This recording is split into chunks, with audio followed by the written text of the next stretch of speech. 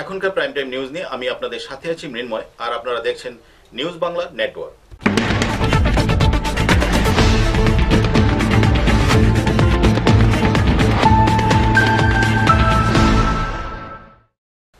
এখন খবর বিস্তারিত।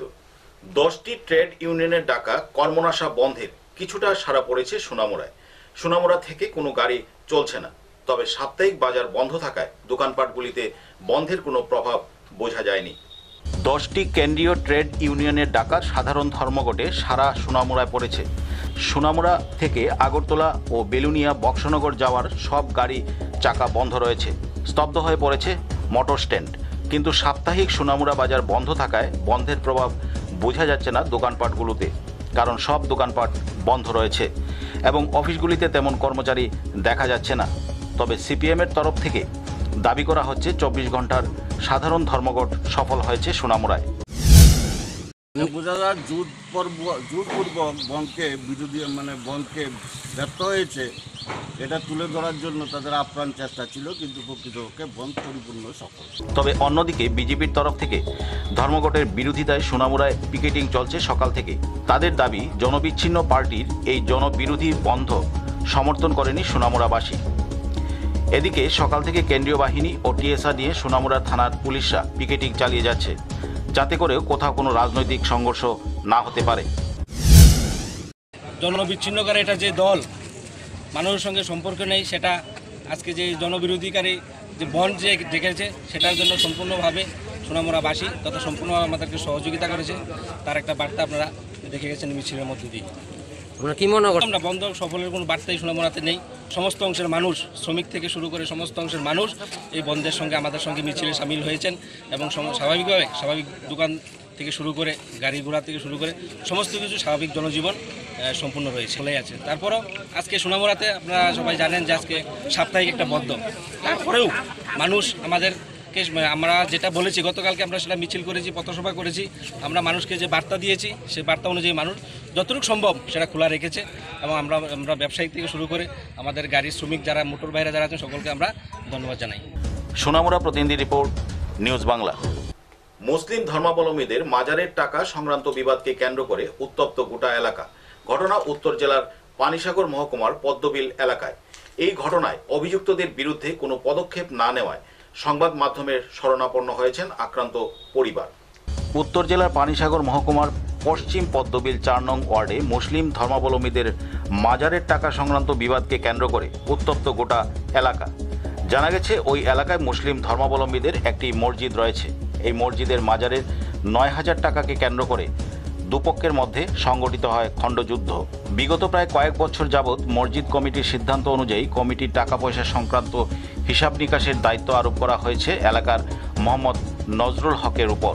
সেই মোতাবেক বিগত প্রায় 1 বছর যাবৎ 9,000 টাকা বকেয়া হিসাবে পড়ে থাকে নজরুল হকের কাছে।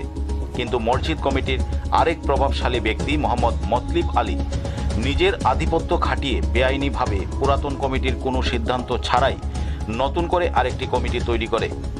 অথচ পুরাতন কমিটির কোনো সিদ্ধান্ত ছাড়াই জোরপূর্বক নজরুলকে টাকাগুলো দেওয়ার জন্য চাপ সৃষ্টি করে আসছে। কিন্তু নজরুল হক পূর্বতন কমিটির সিদ্ধান্ত ছাড়া টাকা দিতে অস্বীকার করায় নিজের বাহুবল খাটিয়ে নজরুল হককে দেখে নেবার হুমকি ধমকি দিতে থাকে।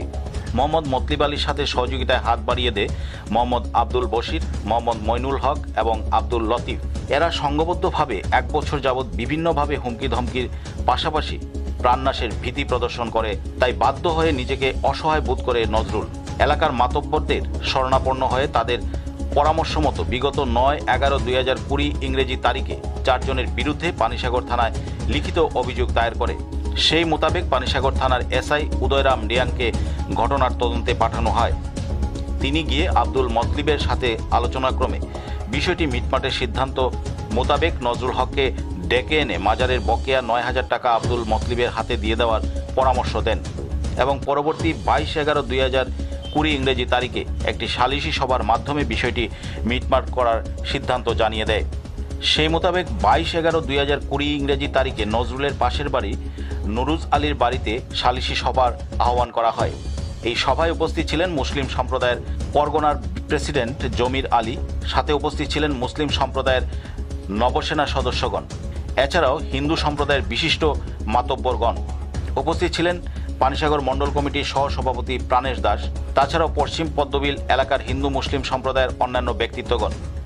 উক্ত সালিশি সভার নজরুল হক তার পুরাতন সব হিসাব নিকাশ বুঝিয়ে দেন। পরবর্তীতে একটি মুচলেখার মাধ্যমে সবার সিদ্ধান্তসমূহ লিখিতভাবে তৈরি করার কাজ চলাকালীন সময়ে হঠাৎ করে মোহাম্মদ আব্দুল মতলিবের মেয়ের জামাই মোহাম্মদ মকরম আলী নজরুল হকের উপর ঝাঁপিয়ে পড়ে ও আক্রমণাত্মকভাবে আঘাত করতে থাকে। ওর চিৎকার চেঁচামেচি শুনে নজরুলের বড় ভাই নিজের ভাইকে বাঁচাতে এগিয়ে আসলে তাকেও প্রচণ্ড মারধর করা হয়। আক্রমণ চলাকালীন সময়ে মকরম আলীকে সহযোগিতা করে নিজের শ্বশুর মোহাম্মদ মতলিব আলী সহ এলাকার আরও 5 জন। এরা হলো মোহাম্মদ বাহার উদ্দিন, মোহাম্মদ আলী হোসেন, মোহাম্মদ রাহুল উদ্দিন, মোহাম্মদ মইনুল হক এবং মোহাম্মদ জয়নাল উদ্দিন। এদের সংঘবদ্ধ আক্রমণ থেকে বাদ পড়েনি নজরুলের মা বাবাও। বিশেষ করে নজরুলের বড় ভাই মোহাম্মদ আইনুল হক গুরুতর আহত হয়। বর্তমানে টাকা পয়সার অভাবে বিনা চিকিৎসায় বাড়িতে পড়ে রয়েছেন। অথচ সংঘবদ্ধ হামলার সময় সালিশি সভার উপস্থিত সকলেই দাঁড়িয়ে দাঁড়িয়ে এই দৃশ্য চাক্ষুষ করে, কিন্তু একটি মানুষও কোনো প্রতিবাদ বা সাহায্যের হাত বাড়িয়ে দেয়নি। তাই নিরুপায় হয়ে অসহায় পরিবারটি কোনো কুল কিনারা না পেয়ে বিগত 24/11/2020 ইংরেজি তারিখে পানিসাগর থানায় অভিযুক্ত 7 জনের বিরুদ্ধে লিখিত অভিযোগ দায়ের করেন। পরিবারের পক্ষ থেকে জানানো হয়, লিখিত অভিযোগ দায়ের করার 24 ঘন্টা অতিবাহিত হলেও এখনও পর্যন্ত পানিসাগর থানা অভিযুক্তদের বিরুদ্ধে কোনো পদক্ষেপ গ্রহণ করেনি। এমত অবস্থায় অসহায় পরিবারটি স্থানীয় সংবাদ মাধ্যমের শরণাপন্ন হয়ে সঠিক তদন্ত সাপেক্ষে অভিযুক্তদের শাস্তি প্রদানের আর্জি জানায়।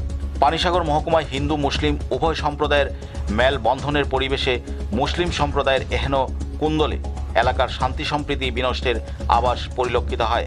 এখন দেখার ব্যাপার প্রশাসন কী ভূমিকা পালন করে। কি নাম আপনার? আইনুল হক। তো আপনি এই ঘটনা কারা কারা মারছে? মইনুল হক, মহরম আলী, জয়নাল উদ্দিন, তার ফুলা, মহরম আলীর ফুলা। কি দিয়ে মারছে? ও লাঠি দিয়া, ও বাসর গাড়ি নৌকোনো রয়েছে এখানে। মইনুল হক 8 বছর থেকে আমরা ফিকশন কোনো অবস্থায় ফিকশন উঠাইতে পারে না। ও খাল বাড়ি আমরা বাড়িও কানে ক্যাপচার করতে পারি, ইটা করে কোনো অবস্থায় হে খান না। 1 বছর থেকে আমরা বিরোধিতা করে লাস্ট মিটিংয়ে আমরা মসজিদের কমিটি বাঙ্গিয়া ইয়া যুবক লইয়া প্রেসিডেন্ট হয়েছে, প্রেসিডেন্ট হইয়া আমার পঞ্চায়েতের অকল ফুলাফান লইয়া এই আমার আক্রমণ করছে ইয়া মইনুল হক। আপনি কি চান? আমরা সুষ্ঠু বিচার চাই, আর আমরা সমাজটা যাতে বজায় থাকে ওটা দাবি চাই। আর আমরা মসজিদ আমরা কোনো নাই, মসজিদ লিয়া কোনো বিবাদ নাই। আমার তো তার স্বার্থর কারণে হে প্রেসিডেন্ট হয়েছে ওইয়া এই সমস্ত গ্রামের ফুলাভান লইয়া আমরা পঞ্চায়েতর ফুলাভান লইয়া হে কমিটি বানাইয়া হে প্রেসিডেন্ট হইয়া এই সমস্ত ঘরের। কি নাম আপনার? সায়ারন বিবি।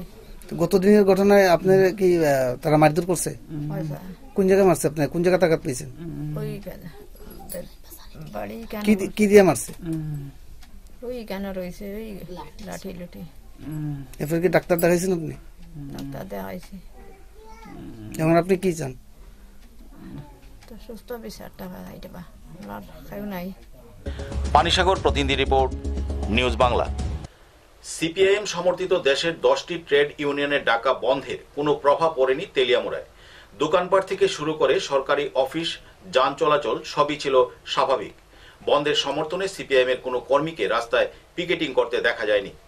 সিপিআইএম সমর্থিত দেশের 10টি ট্রেড ইউনিয়ন বৃহস্পতিবার কর্মশালা বন্ধ ডেকেছিল। এই বন্ধের কোনো প্রভাব পড়ল না তেলিয়ামুড়া মহকুমা জুড়ে। এই বন্ধের দিনে তেলিয়ামুড়া মহকুমার প্রধান বাজার অর্থাৎ তেলিয়ামুড়া বাজারের সমস্ত দোকানপাট থেকে শুরু করে স্কুল, কলেজ, বিভিন্ন দপ্তরের সরকারি প্রতিষ্ঠান, রাস্তায় যান চলাচল সর্বত্রই ছিল স্বাভাবিক। এছাড়াও তেলিয়ামুড়া মহকুমার মঙ্গিয়াকামি আরডি ব্লক এলাকার বাজার, বিভিন্ন দপ্তর, অফিস, স্কুল ছিল সাপ্তাহিক ছন্দে। বন্ধের কোনো প্রভাব পড়েনি। তেলিয়ামুড়া, দুস্কি, খাসিয়ামঙ্গল, রাংখোলপাড়া উক্ত এলাকাগুলির বাজারের দোকানপাট সর্বত্রই ছিল খোলা। এদিকে যারা বন্ধ ডেকেছিল অর্থাৎ সিপিআইএম তেলিয়ামুড়া বিভাগীয় কার্যালয় সকাল থেকে তালাবন্দি অবস্থায়। শহরের রাস্তায় বন্ধের সমর্থনে কোনো সিপিআইএম কর্মীকে পিকেটিং করতে দেখা গেল না। বন্ধের বিরোধিতা করে বিজেপির যুব মোর্চা তেলিয়ামুড়া মণ্ডলের কর্মীরা বৃহস্পতিবার সকাল থেকে বাজার, বিভিন্ন অফিস, স্কুলগুলিতে পর্যবেক্ষণ চালায়। তবে রাস্তায় যান চলাচল করলেও যাত্রী সাধারণের সংখ্যা অন্যান্য দিনের তুলনায় ছিল কম। অপরদিকে বিজেপি তেলিয়ামুড়া মণ্ডল সভাপতি বন্ধ সম্পর্কে বলতে গিয়ে জানান, এই বন্ধে কোনো প্রভাব পড়েনি এলাকায়। এদিন বিভিন্ন দপ্তরের সরকারি প্রতিষ্ঠান সহ রাস্তাঘাটে যান চলাচল এবং মানুষের যাতায়াত ছিল স্বাভাবিক। 10টি ট্রেড ইউনিয়ন এবং মার্কসবাদী কমিউনিস্ট পার্টির যে একটা বন্ধের ডাক দিয়েছে, সেই বন্ধ জনসাধারণ ব্যর্থ করে দিয়েছেন। জনসাধারণ এলাকায় সমস্ত যান চলাচল চলছে এবং স্বাভাবিক জীবনযাপন করছে। দোকানপাট খোলা আছে। আমার তেলিয়ামুড়া এলাকায় আমরা ধরে নিয়ে গেছি যে এই এলাকায় বন্ধ ব্যর্থ হয়েছে। ওরা কর্মশালা বন্ধ এবং সর্বনাশা বন্ধ দিয়েছে। জনসাধারণ সেই বন্ধে কান দেননি, তারা তাদের কাজ করছে। আমি শ্রী রঞ্জিত সূত্রধর, তেলিয়ামুড়া মণ্ডল সভাপতি। তেলিয়ামুড়া প্রতিনিধি রিপোর্ট, নিউজ বাংলা। 10টি সর্বভারতীয় ট্রেড ইউনিয়নের ডাকা আজ দেশব্যাপী বন্ধে উত্তর জেলার ধর্মনগর শহরে বন্ধের কোনো প্রভাব পড়েনি। অফিস, আদালত, দোকানপাট, যান চলাচল সবই ছিল স্বাভাবিক। বন্ধের সমর্থনে সিপিআইএম দলের কোনো পিকেটার না থাকায় অন্যান্য দিনের মতো আজও ধর্মনগর শহর ছিল স্বাভাবিক। রাজ্যের প্রধান বিরোধী দল সিপিআইএমের ডাকে বৃহস্পতিবার 7 দফা দাবির ভিত্তিতে সারা রাজ্যেই ধর্মঘটের ডাক দিয়েছে সিপিআইএম দল। চলতি মাসের বেশ কয়েকদিন ধরে ধর্মঘটকে সফল রূপ দেওয়ার জন্য শহর থেকে গ্রাম, পাহাড় থেকে সমতল সব জায়গায় বিভিন্ন কর্মসূচি হাতে নিয়েছিল প্রধান বিরোধী দল সিপিআইএম। মোদী সরকারের কৃষক শ্রমিক বিরোধী নীতির বিরুদ্ধে ছিল তাদের এই ধর্মঘট। আজ এই ধর্মঘটের বিরোধিতা করে সকাল থেকে শাসক দল বিজেপি ধর্মনগর শহরে বন্ধকে কর্মনাশা বন্ধ বলে ধর্মনগর শহরে মিছিল সংগঠিত করেছে। আজকের বন্ধ সম্পর্কে সাংবাদিকদের মুখোমুখি হয়ে বিজেপি উত্তর ত্রিপুরা জেলা সভানেত্রী মলিনা দেবনাথ জানান, বামপন্থীরা যে কৃষকদের নিয়ে বন্ধ ডেকেছে তা সম্পূর্ণভাবে কৃষকদের বিরোধী। বর্তমানে নরেন্দ্র মোদীর নেতৃত্বে কৃষকরা অনেক সুবিধা ভোগ করছেন। প্রত্যেক কৃষকই আজ খুশি, তাই এই বন্ধের কোনো মানে হয় না।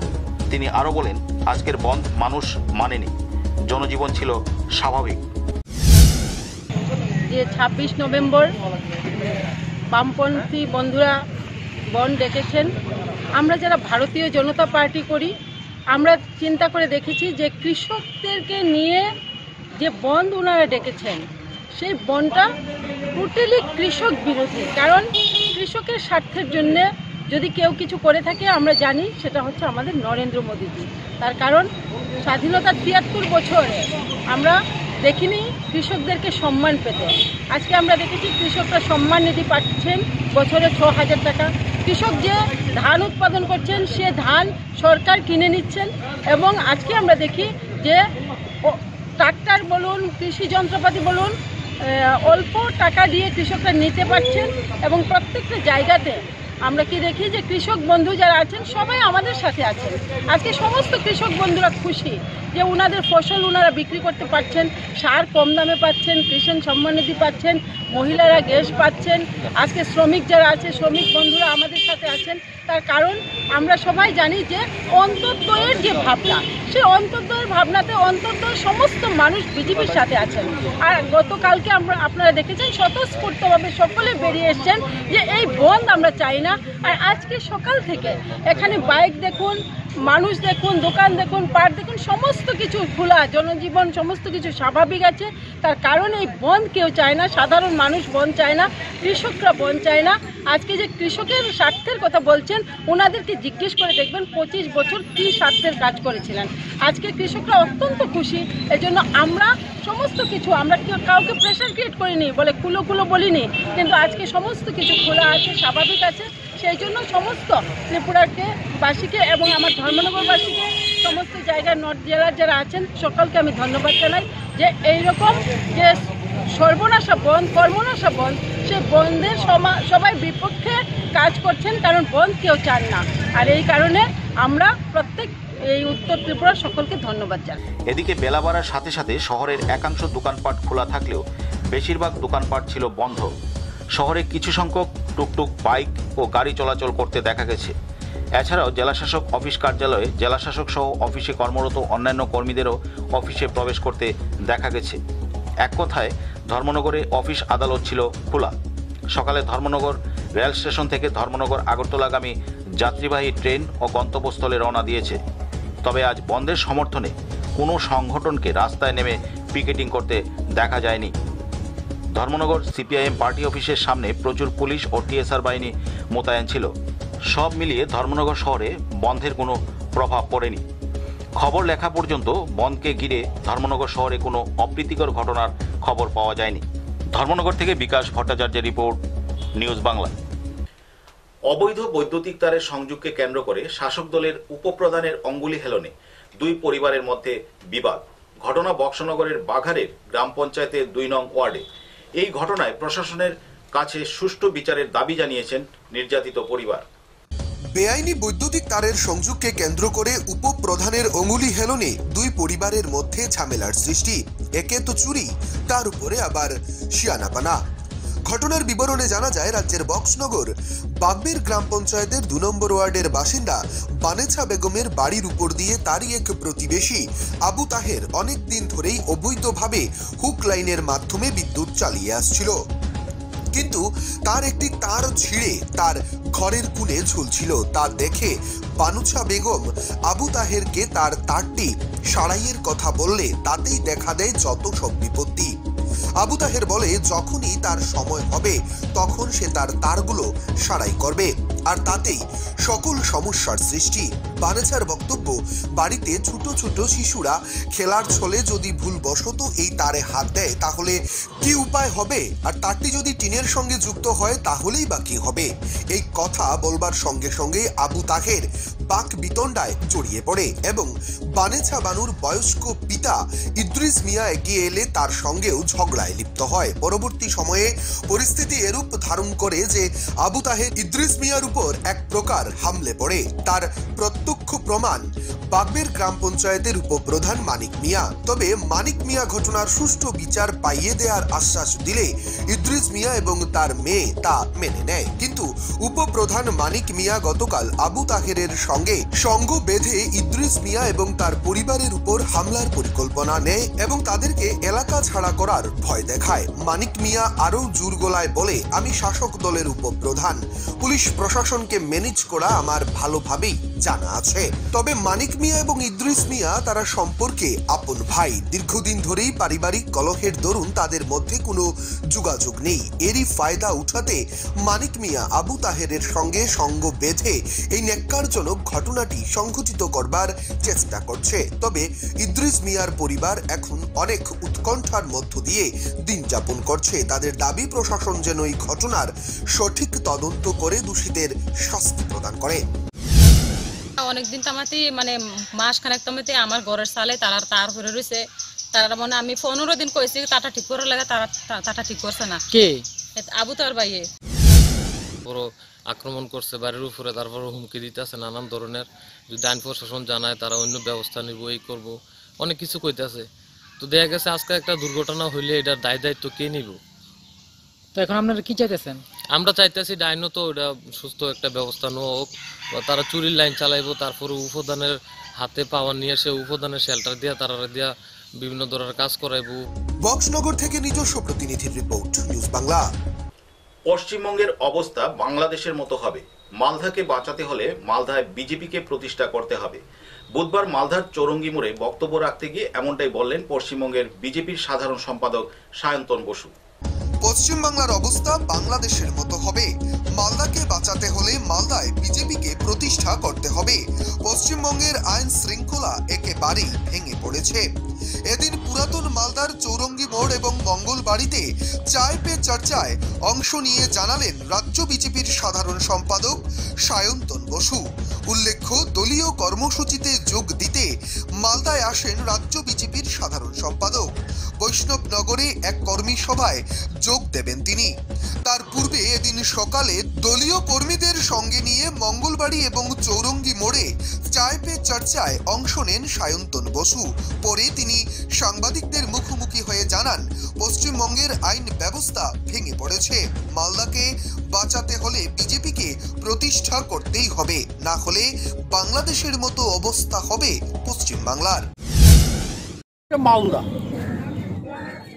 মালদাতে বেশ কিছু জায়গা আছে, আমি নাম করে বলতে চাইছি না, যে জায়গাগুলো ল অ্যান্ড অর্ডার এমন পর্যায়ে গেছে যে মানুষের মধ্যে এবং আপনাদের মধ্যেও প্রশ্ন হচ্ছে সেটা কি আদৌ ভারতবর্ষে আছে? সেখানে আদৌ ভারতবর্ষের সংবিধান, আইন ব্যবস্থা এগুলো মানা হয়? এই বিষয়গুলো নিয়ে এবার আমরা বিস্তারিত আলোচনা করবো। একদিন যে আমি এসেছি, আবার আমি 30 তারিখ আসবো, আবার 29 তারিখ আসবো, এই বিষয়গুলো নিয়ে বিস্তারিত আলোচনা করব। সেটার কারণে এবারের এই সাংগঠনিকের সঙ্গে এবারের কার্যক্রম, কারণ মালদাকে যদি বাঁচাতে হয় তাহলে বিজেপিকে এখানে প্রতিষ্ঠা করতে হবে। মালদা না বাঁচলে বিজেপি এখানে প্রতিষ্ঠা না হলে মালদা বাঁচবে না, আর মালদা না বাঁচলে মোটামুটিভাবে পশ্চিমবঙ্গের অবস্থা পশ্চিম বাংলাদেশের মতোই হবে। মালদা থেকে নিজস্ব প্রতিনিধির রিপোর্ট, নিউজ বাংলা। বুনো হাতির মিছিলে 1 ঘন্টা ধরে রাস্তা অবরোধ। ঘটনা আলিপুর দুয়ারের কার্তিকা এলাকায়। প্রায় ঘণ্টাখানেক পর হাতির দলটি জঙ্গলে প্রবেশ করলে যান চলাচল স্বাভাবিক হয়। এক সুদীর্ঘ মিছিল, তবে মানুষের নয়, বনো হাতির মিছিল। বনো হাতির মিছিলে 1 ঘন্টার বেশি সময় ধরে অবরুদ্ধ রাজ্য সড়ক। ঘটনাটি ঘটেছে বুধবার বিকেলে পশ্চিমবাংলার আলিপুর দুয়ার জেলার শামুকলতা থেকে হাতিপুতা রাজ্য সড়কের কার্তিকা এলাকায়। এদিন বিকেলে বক্সা জঙ্গল থেকে শাবক সহ প্রায় 25টি হাতির দল রাজ্য সড়কে চলে আসে এবং হাতির দলটি 1 ঘন্টা ধরে জাতীয় সড়কে ঘোরাঘুরি করে। এর ফলে শামুকতলা থেকে হাতিপুতা রাজ্য সড়কের যান চলাচল একেবারেই স্তব্ধ হয়ে যায়। দুপাশে প্রচুর মানুষ আটকে পড়ে। অনেক উৎসাহী মানুষ ফটো তুলতে শুরু করে। তারপর ঘটনাস্থলে বক্সা ব্যাঘ্র প্রকল্পের বনকর্মীরা পৌঁছে যায়। প্রায় ঘন্টা খানেক রাজ্য সড়কে ঘোরাঘুরি করবার পর হাতির দলটি নিজেই জঙ্গলে প্রবেশ করে এবং তারপর যান চলাচল স্বাভাবিক হয়।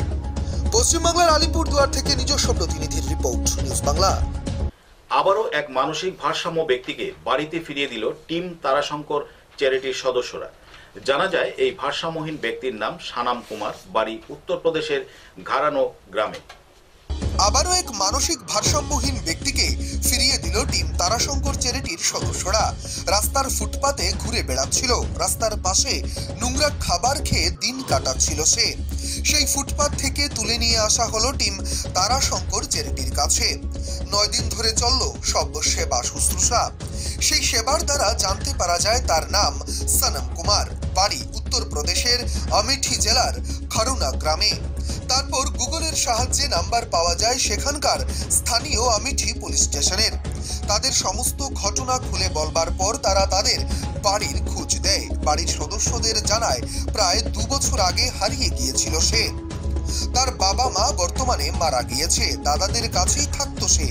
বহু খোঁজাখুঁজি করেও কোনো হদিশ মেলেনি তাদের ভাইয়ের। তারপর সেখানকার পুলিশ স্টেশনের সহযোগিতা নিয়ে তারা ট্রেনে করে রওনা দেয় পশ্চিমবাংলার মালদার উদ্দেশ্যে। আজ সকালে তারা মালদা এসে পৌঁছয় ভাইকে নিতে।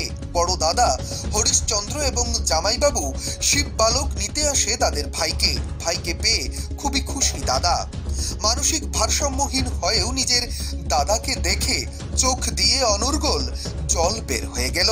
এইভাবে একের পর এক মানসিক ভারসাম্যহীন ব্যক্তিদের বাড়ি ফিরিয়ে নজির গড়ে তুলেছে টিম তারাশঙ্কর চ্যারিটির সদস্যরা। आपका नाम क्या है? सनम। अब घर जाओगे?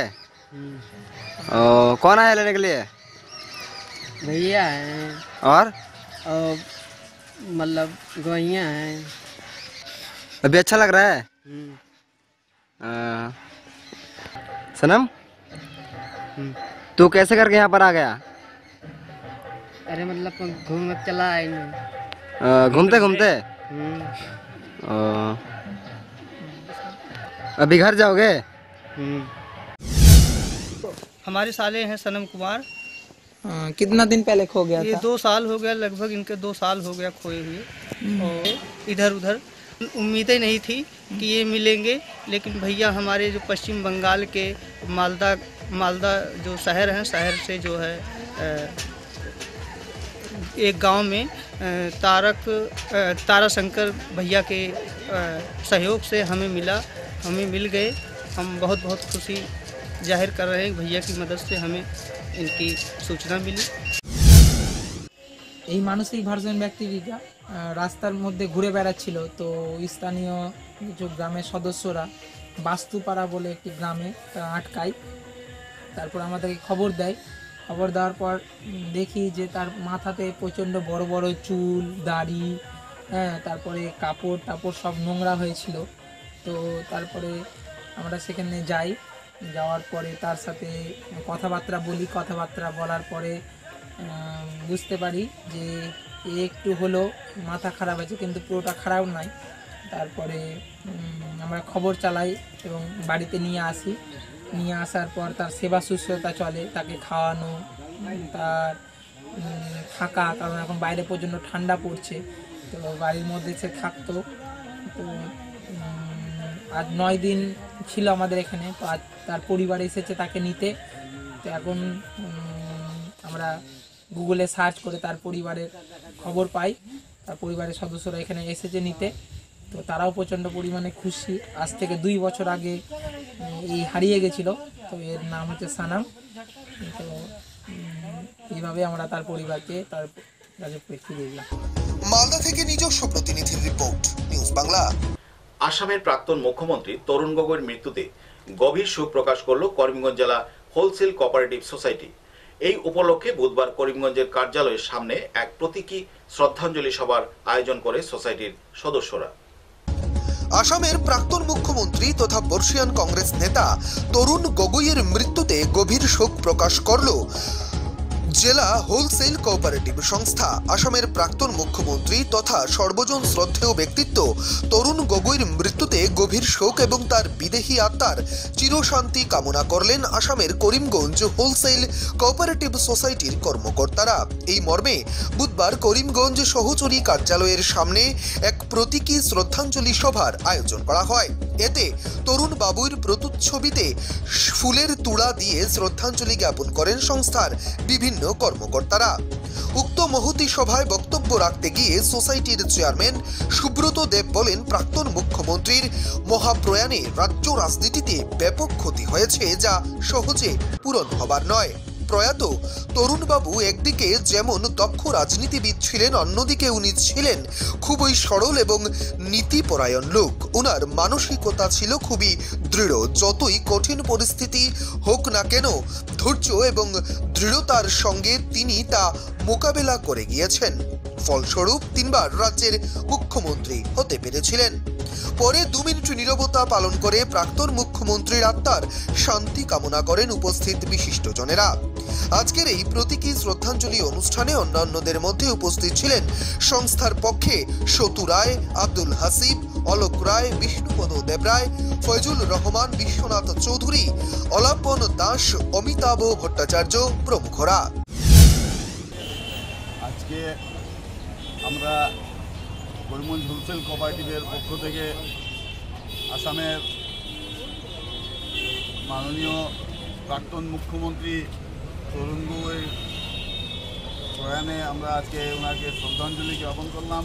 ওনার প্রতিকৃতিতে আমরা আজকে এই ওনার যে অবদান, উনি শুধু রাজনৈতিক দিক ছিলেন না, উনি সামাজিকভাবে উনি মানুষের সঙ্গে ওতপ্রোতভাবে আসামের মানুষের বুকের মধ্যে, মনের মধ্যে উনি মন জয় করে নিয়েছিলেন।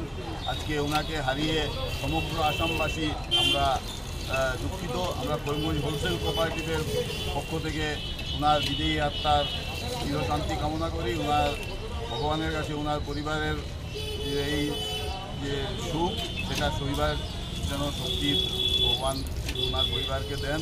আমরা আজকে করিমগঞ্জ হোলসেল কোঅপারেটিভের পক্ষ থেকে ওনাকে শ্রদ্ধাঞ্জলি জানাই। পাথারকান্দি থেকে মলয় কুমার দাসের রিপোর্ট, নিউজ বাংলা। সিপিআইএম দলের সমর্থিত দেশের 10টি ট্রেড ইউনিয়নের ডাকা বন্ধের কোনো প্রভাব পড়েনি উত্তর জেলার কদমতলা কুর্তি বিধানসভায়। অফিস, আদালত, দোকানপাট, যানবাহন সবই ছিল স্বাভাবিক। কদমতলা কুর্তি বিধানসভা এলাকায় কোনো সিপিআইএম নেতাকর্মীকে পিকেটিং করতে দেখা যায়নি। সিপিআইএম দলের সমর্থিত দেশের 10টি ট্রেড ইউনিয়ন বৃহস্পতিবার কর্মনাশা বন্ধ ডেকেছিল। এই বন্ধের কোনো প্রভাব পড়েনি কদমতলা কুর্তি বিধানসভা জুড়ে। সিপিআইএমের ডাকা বন্ধকে কেন্দ্র করে আজ সকাল থেকে কদমতলা কুর্তি বিধানসভা জুড়ে বাজারহাট, অফিস, যানবাহন চলাচল স্বাভাবিক ছিল। সকাল থেকে বিধানসভার বিভিন্ন বাজারগুলিতে সিপিআইএম সমর্থিত কর্মীদেরকে দেখতে পাওয়া যায়নি, তবে উল্টো চিত্র দেখতে পাওয়া যায় বিজেপি সমর্থিত কর্মীদেরকে। কদমতলা সহ বিভিন্ন বাজার এবং অফিস এলাকাগুলোতে দেখতে পাওয়া যায়। এদিকে এই বন্ধের বিরোধিতা করে কদমতলা কুর্তি মণ্ডলের বিজেপি নেতৃত্বরা সকাল থেকে বিভিন্ন বাজার, অফিস এবং স্কুলগুলির সামনে ওনাদের কর্মী সমর্থকদের দাঁড় করিয়ে রাখেন। সিপিআইএম সমর্থকরা এসে অফিস চলাকালীন সময়ে কোনোরূপ বাধা সৃষ্টি করতে যাতে না পারে সেদিকে লক্ষ্য রেখে তারা চলেছেন। অপরদিকে বিএমএস নেতৃত্বরা রাস্তায় যান চলাচল সহ যাত্রীদের যাতে কোনো অসুবিধা না হয় সেদিকে বিএমএস এর কর্মী সমর্থকরা বিভিন্ন জায়গাতে দাঁড়িয়ে প্রতিদিনের মতো ওনাদের যান চলাচল চালিয়ে যাচ্ছেন। এক কথায় বলতে গেলে সিপিআইএমের ডাকা এই সর্বনাশা বন্ধের কোনো প্রভাব পড়েনি কদমতলা কুর্তি বিধানসভা জুড়ে। আজ সকাল 11টা নাগাদ কদমতলা কুর্তি মণ্ডলের উদ্যোগে এক বাইক র্যালি বের হয় এই বন্ধের বিরোধিতা জানিয়ে। এই র্যালির নেতৃত্বে ছিলেন কদমতলা কুর্তি মণ্ডলের মণ্ডল সভাপতি রাজা ধর, কদমতলা পঞ্চায়েত সমিতির চেয়ারম্যান সুব্রত দেব সহ অন্যান্য নেতৃত্বরা। এই র্যালিটি সমগ্র বিধানসভা পরিক্রমা করে পুনরায় মণ্ডল অফিসের সামনে এসে শেষ হয়। শ্রমিক সংগঠন সিআইটিউর দ্বারা 26/11 অর্থাৎ আজকের দিনে যে শ্রমিক স্বার্থ বিরোধী অনৈতিক যে বন্ধ ডেকেছিল, আজকে সারা কদমতলা কুর্তি মণ্ডল অর্থাৎ বিধানসভা এরিয়ার প্রতিটি অঞ্চলে জনসাধারণ স্বতঃস্ফূর্তভাবে প্রত্যাখ্যান করেছে এবং আমরা ভারতীয় জনতা পার্টির পক্ষ থেকে আমাদের এই কদমতলা কুর্তি মণ্ডলের শ্রমিক, কৃষক, ব্যবসায়ী, ছাত্র, শিক্ষক সকলকে আমরা অসংখ্য ধন্যবাদ জানাই যে আজকে সভায় এইভাবে এই বন্ধকে প্রত্যাখ্যান করার জন্য, এবং আমরা আহ্বান করছি আগামী দিনেও এই ধরনের অনৈতিক যতগুলা বন্ধ বিরোধী শক্তি ডাকবে আমরা ভারতীয় জনতা পার্টি সকল সাধারণ জনগণের কাছে আহ্বান করছি এইভাবে আপনারা বয়কট করে যাবেন। আমরা ভারতীয় জনতা পার্টি সকলের পাশে আছি এবং সার্বিক যাতে ভারতবর্ষের অর্থাৎ ত্রিপুরা রাজ্যেরও উন্নতি হয়। আমাদের প্রধানমন্ত্রীর যে স্লোগান সবকা সাথ সবকা বিকাশ, সেই দিশাতে আমাদের ত্রিপুরা রাজ্য চলছে। তাই এখানে এই ধরনের কোনো অনৈতিক বন্ধ আমরা আগামী দিনের প্রশ্রয় দিচ্ছি না। এটা আমাদের কদমতলা কুর্তি বিধানসভাবাসী আজকে তা প্রমাণ করে দিয়েছে। ধন্যবাদ। কদমতলা প্রতিনিধি রিপোর্ট, নিউজ বাংলা। এখনকার মতো প্রাইম টাইম নিউজ এ পর্যন্তই। আমাদের পরবর্তী সংবাদ দেখার জন্য চোখ রাখুন নিউজ বাংলার পর্দায়।